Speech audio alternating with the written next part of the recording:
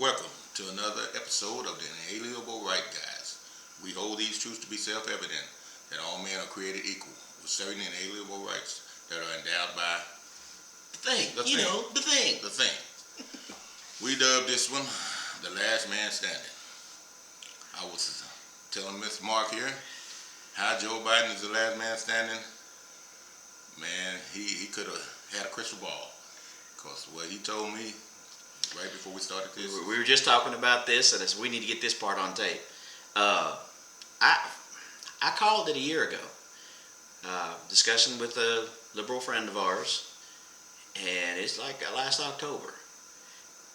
You know, they were still working out who was, going to be the person, and I said it was going to be Joe Biden. I just felt like that's who they were going to put in there to run. And we were discussing this, is I really felt like some of the other younger candidates, Andrew Yang and Tulsi Gabbard, were probably the ones that I thought really had the best shot. Tulsi Gabbard seemed to be very smart, very straightforward, very I don't know. She just seemed like she would, she'd be really tough, really good person, And I'm not saying that I wanted her to win, right, obviously, right. But I'm just saying if they were going to pick somebody to go against Trump, I don't see why she wouldn't have been one of the best. What was that Texas senator that was running too? He was in the primaries from Texas. Talking about Beto? Yeah, Beto. Oh yeah. Yeah. I didn't think nothing of him. Okay. And still don't. Yeah. But her and Andrew Yang, he was a businessman, entrepreneur, stuff like that. His what do they call that? The universal income, basic UBI, universal basic income. I didn't think too much about that. Although I understand kind of the concept that he was working on was kind of like, instead of a welfare system, you'd give each person, that instead of being on this welfare, they would get like $1,000 a month or something like that. I'm not sure how that worked out. It's been a while since I read into it to see what it meant. But anyway, at least, he was a business guy, had some, business acumen, and we, that's one of the reasons that we like Donald Trump, is because being a businessman, he knows how to build businesses. I know there's people out there complain, well, this business failed and that business failed, but when you're building businesses left and right and doing all these things and working with all these different entities, especially in New York City, where you gotta do all these things to get all these people together. I'm sure trying to build buildings in New York City is probably crazy difficult.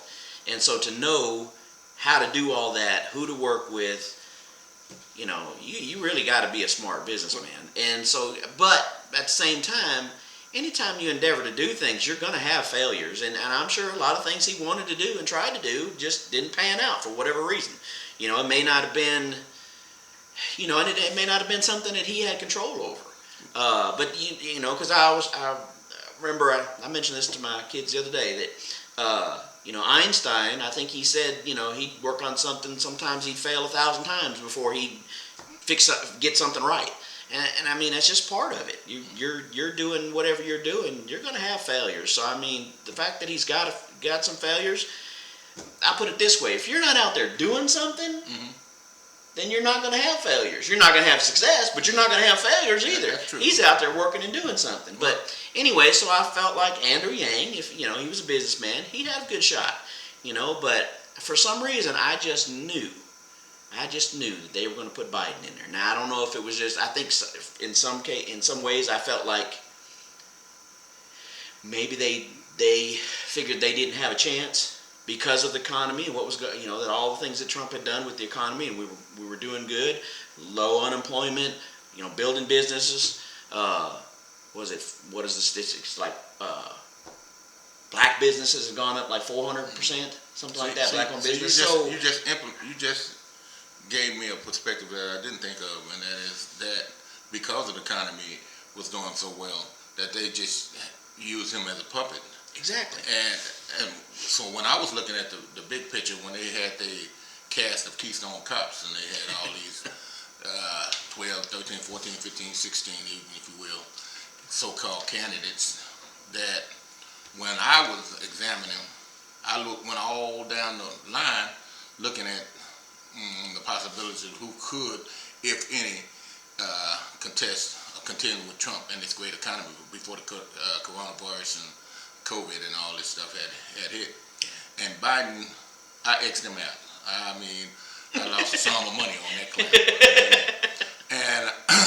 And I thought to myself, you can make me believe Biden, because I had a excuse me, I had a history of 8 years of Obama, and then I knew his past from his when it comes to a black man and some of the things he did and said, and I think he twice also ran. He ran at least twice and had to he had to leave because of lying and plagiarizing and then so I calculated all that, and then I turned around and looked at some of the things that were plaguing him, the corruption that Hillary was suffering with, and I knew that they was all tied in that deep state. Everybody said that's not a deep state.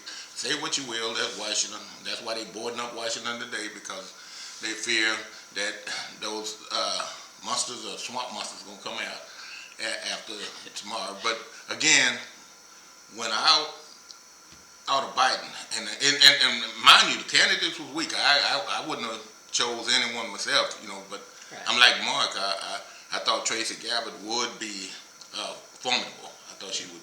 Yeah. I thought to myself, well, if they give this woman a chance, at least she got enough to pull at the heartstrings of America, and she's well-mannered and well-behaved and intelligent, and she has some political experience. Yeah.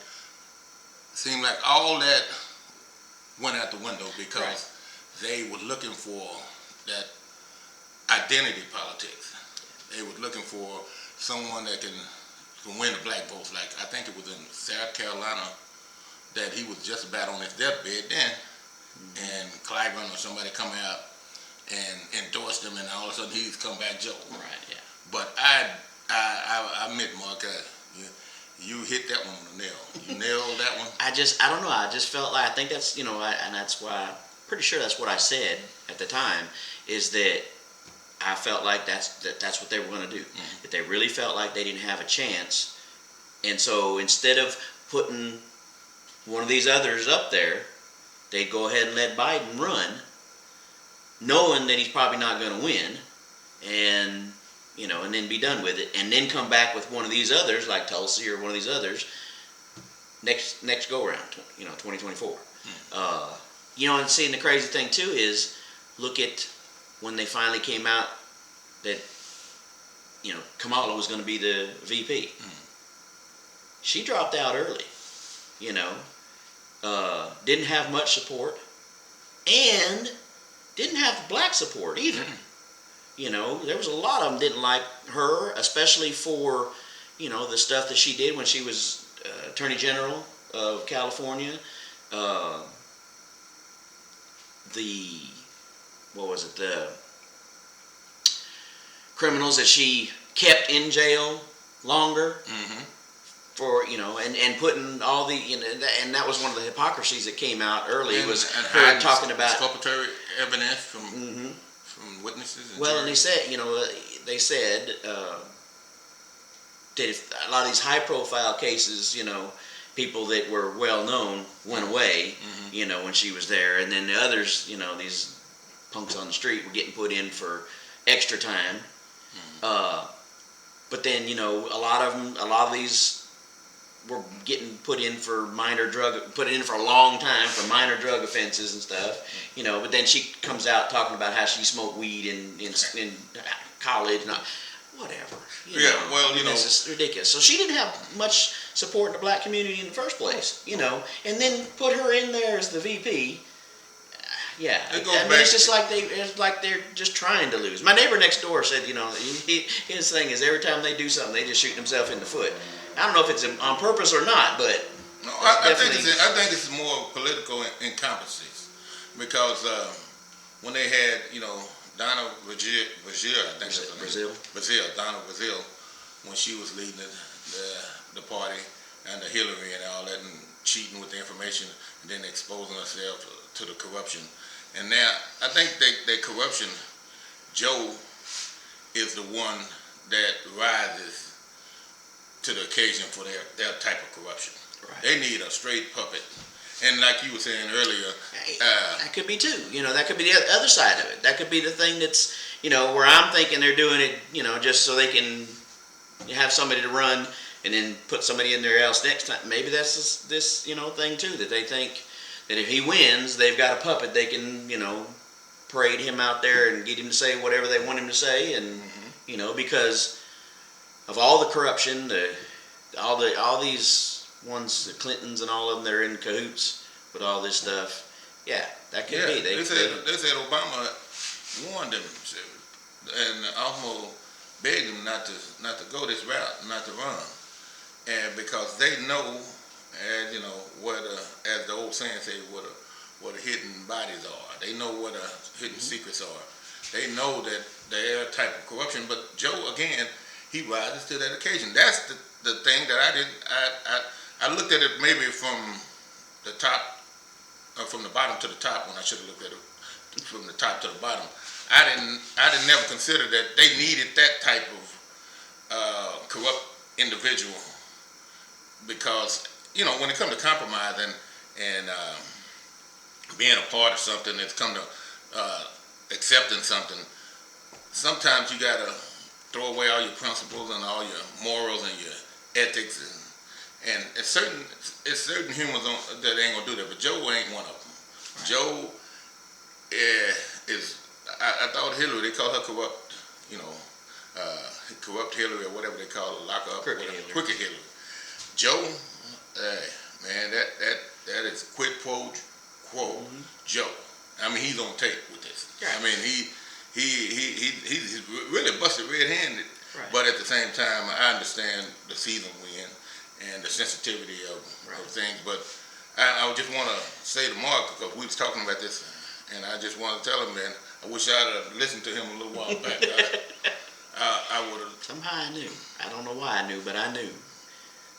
But what you're saying, Kamala ain't no better. Mm-hmm. Look how many times she, flipped and flopped, whatever, mm-hmm. Just whatever way the wind was blowing. Mm-hmm. Well, and I mean the whole Democrat Party.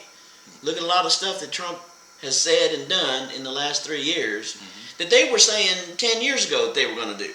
Yeah, exactly. Build the wall and all this other stuff. Mm-hmm. They were saying the same thing. Exactly. And then now he's wrong.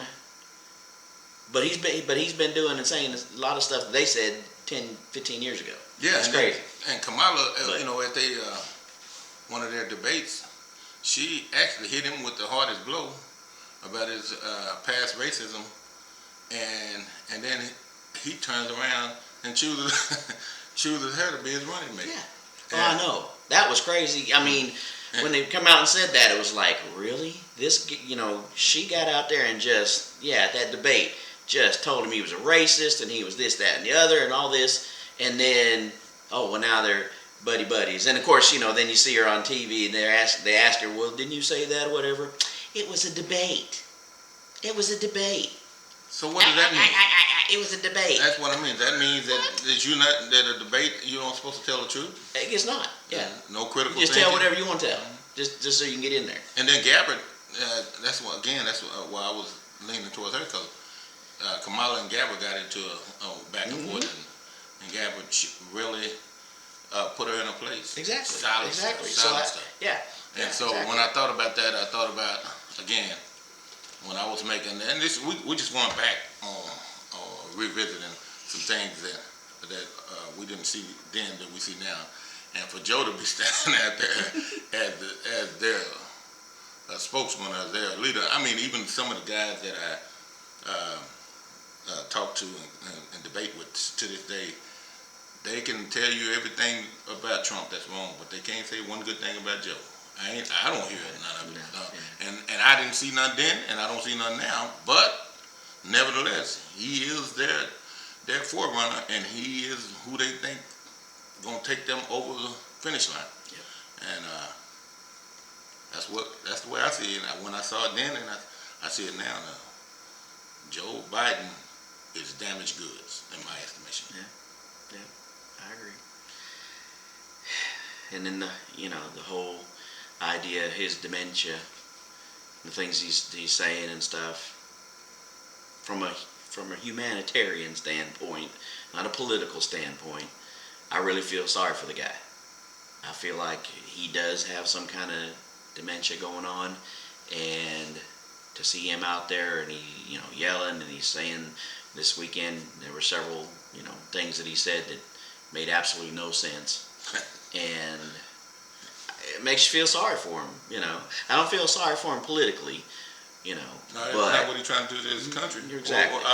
What he may have lost his state of mind of what he thought he wanted to do to this country, or what he think he's going. But if he's holding that position as the POTUS, as the next president, then America is in a lot of trouble. And so, from that standpoint, I'm with Mark on that. We have, as human and compassionate men, we do have to acknowledge that you don't do grandpa like that. There's places for that for him. I mean, the man's wealthy. He could sit on a front porch and go fishing or something. But to think he's gonna be the leader of the free world, and the minute he sworn in, there and they throwing it with the 28th Amendment or whatever they was 25th Amendment or whatever Nancy Pelosi and them already cooked up for him, and then we get in this devil horse Kamala, and the most liberal, worse than Bernie and maybe AOC and all of them. Maybe that's another side of it too. Maybe that was part of their choice, is they knew that once they got in there, if he couldn't do it for whatever reason, because I mean some people thought that they were going to use that, Pelosi was going to use that against Trump. Right. But I really think they're working on that, or was working on that for Biden. So he gets in there and he's not doing too well. And take him out and put Kamala in there. And then whoever she wants, someone I heard today said something about putting Gavin Newsom in there as vice president under Kamala. Oh, wouldn't that be something? No. Wow. Kamala would have to get somebody like, Beto or Buttigieg. There's going to have to be somebody that... Well, Newsom is Pelosi's nephew. Oh, that Newsom. Yeah. From California. Yeah, governor of California. Okay. That one. Okay. I was talking about Gavin. No. Yeah, Pelosi's nephew there, Gavin Newsom. They shut down the whole country, man. Can you imagine? Man, they have us wearing hazmat suits. Everybody required to wear a hazmat suit. You ain't even the mask is out. Yeah, that ain't gonna be enough. You sneeze, you're gonna be quarantined in your house for 2 weeks. Every house must be equipped with a case of gallons of sanitizer and bleach, and it all be funneled. You can't walk out the house without somebody standing there with a thermometer on your forehead. Make sure you. Oh man. And there goes the neighborhood. Exactly. And so so who knows? Who knows? And that's why, again, Sleepy Joe, Sleepy Creepy Joe, if you ask me. And that's another reason. I guess sometimes politically, we have to back off a little bit, because I literally was studying this guy and some of these hair sniffing incidents and perversions that this man is openly known for, and that just canceled him as any opportunity. I thought the American public, but as Mark was saying, how evenly divided we are, and the percentage in the middle, or a small percentage in the middle, that makes the difference.